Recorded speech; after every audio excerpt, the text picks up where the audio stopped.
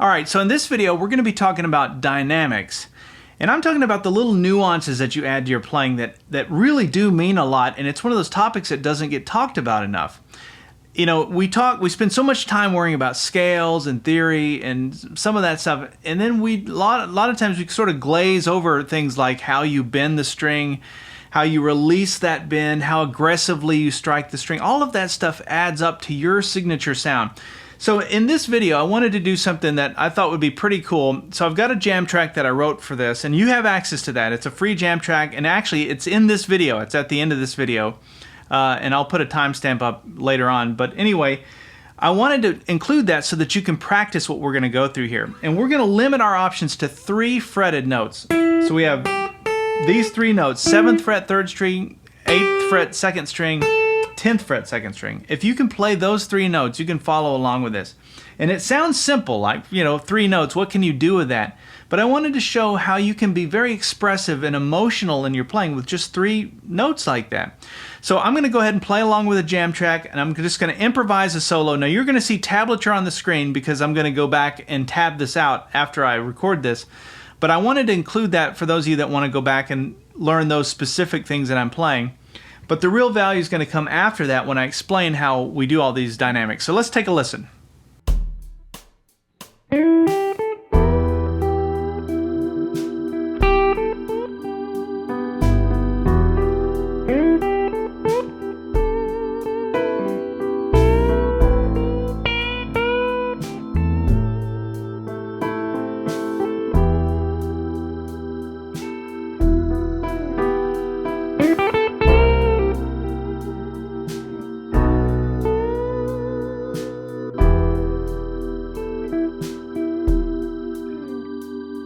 Alright, so one of the things I want to mention right off the bat that I see with a lot of Active Melody site members, we do a site member challenge every month, and we post videos of ourselves playing, and it's great because it's a great way for everyone to interact and get to know each other. And there's so much talent in the Active Melody community, but one thing I notice is sometimes I'll see somebody go,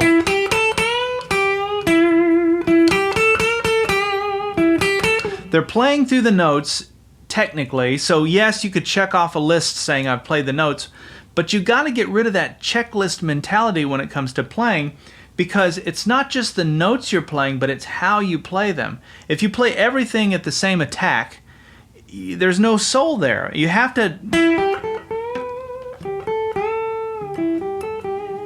Some of it is playing softer, some of it is speeding up and then slowing down. It's all of those things. It's using your finger to pop a string to be more aggressive.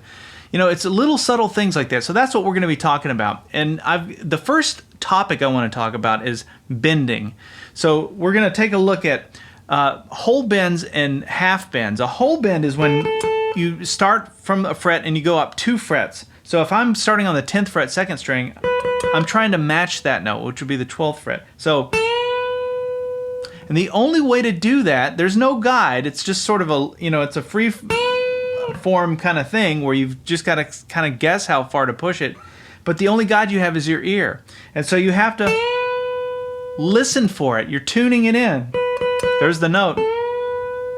And I hear people sometimes going a little too high or not high enough. And nothing drives me crazier than that. And it's just a control thing with your wrist. You just haven't developed it yet. Or maybe it's an ear thing and you can't hear it. But that's the first thing I just want to mention is pay attention to doing a full bend versus a half bend. A half bend is when you go up 1 fret. Hear the difference? Full, half. Now what you want to do to practice this is take this little triangle that we're working with here and go. There's your full. There's your half. And just do it over and over again until you can match those notes. And your ear will tell you. You'll know if you're a little flat or sharp. I hope you'll know that anyway. But that's just a control thing with your wrist. Now if you want to take it to the next level, try and throw in some vibrato while you get into the bend. Now that took me a long time to be able to do. You don't have to do that, right out of the gate if you're new to this, but that's where you want to try and get to, is where you have that much control that you can bend, hold it, and give it vibrato. All right, so that's the first tip. The next one is going to be also relating to bending, but is going to be the way that you release. So when you bend, if you release, but I can hear you release, there's a time when you want to do that, but a lot of time you don't. You want to go. So notice that there's a difference between that and that. Sometimes you don't want to hear that release, and so you control that with your right hand by muting the strings here.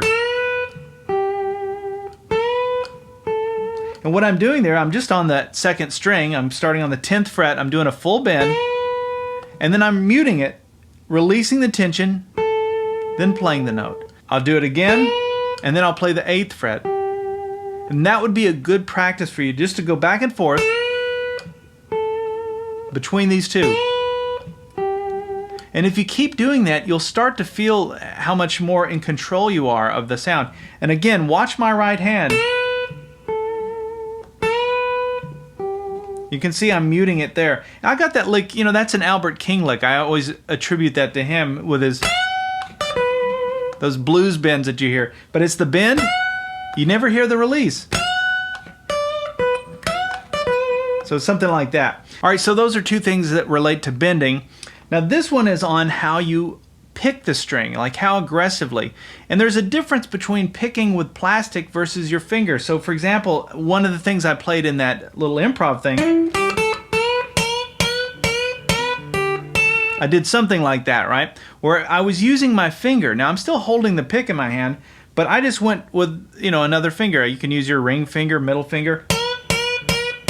But do you hear the difference between that aggressive pop and this?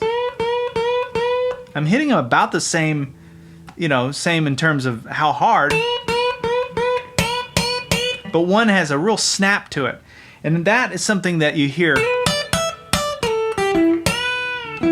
quite a bit in blues when you're trying to really make a statement and be aggressive with your playing. So try that, holding your pick and using your finger to snap some of those notes.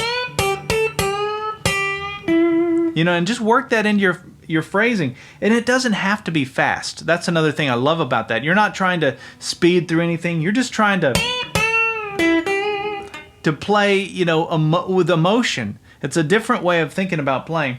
The last little thing I'll work in is that you can slide into notes, and you can do that kind of thing. Now you don't want to overdo it, but you know, in this little triangle that we're working in, try sliding into that 9th fret 3rd string. Instead of just playing,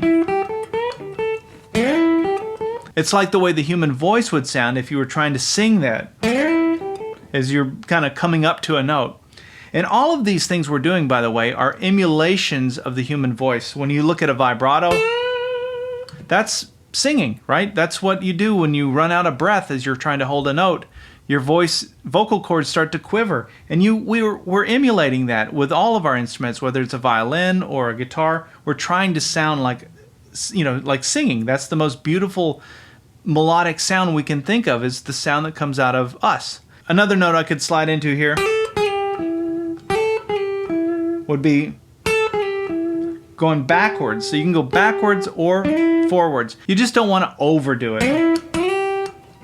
You know, if you start to add too much of that, it becomes obnoxious. So that's just a subtlety kind of thing that you got to kind of, it's a spice. It's another spice in your cooking ingredients, but you work it in as needed. But remember all of these things. You can slide into notes. You can bend. You can pick aggressively with a pick or with your finger. You can do a full bend, you can do a half bend, and practice all of these things.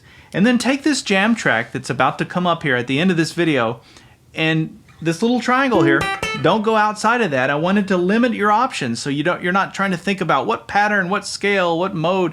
You're not thinking about any of that. Following chord changes, nothing. You're just trying to be expressive with those 3 notes.